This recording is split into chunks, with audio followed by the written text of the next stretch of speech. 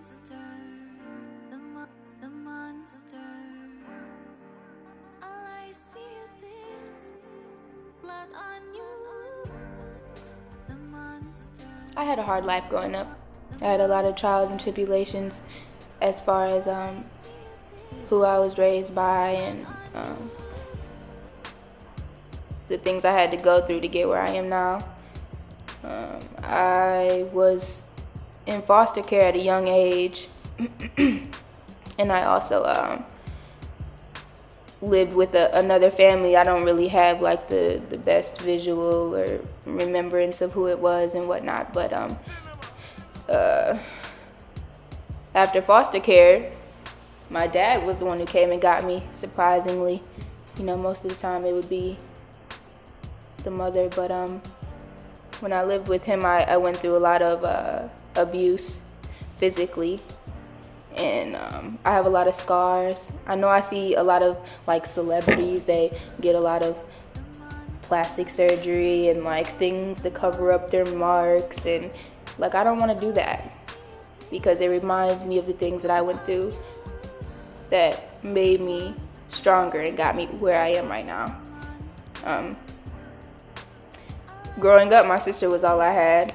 We taught each other most of the things that we know.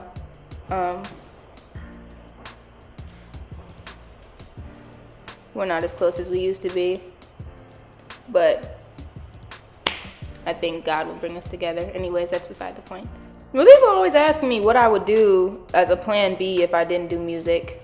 I think I would be an adoption counselor because I was with kids for so long and around so many different kids, adults, teenagers, whatever. I mean, it's just easier for me to connect with people, being as though like I'm the reason I know what I know, by connecting with people and talking to them and watching them from my perspective. I didn't really know my mom.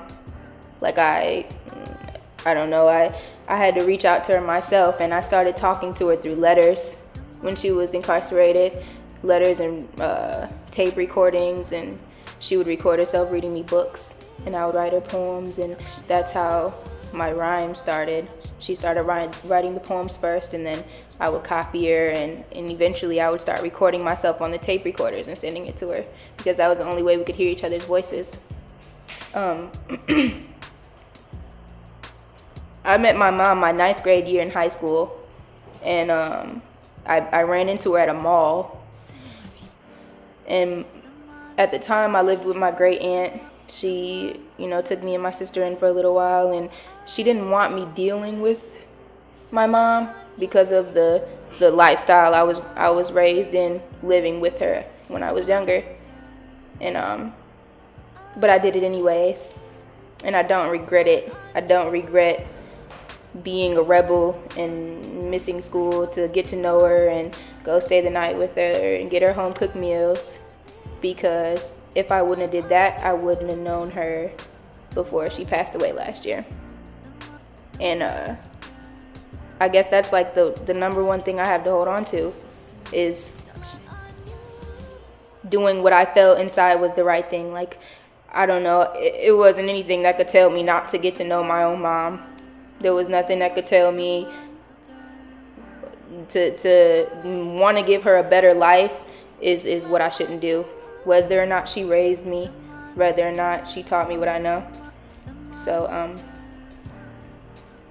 that's really like my main like motivation. Like, I have an angel on my side at all times. But like, it's in my Instagram bio, I'm a child of an angel, and that's really what I'm supporting. That's what I'm rocking by it, and that's like my strongest uphold right now.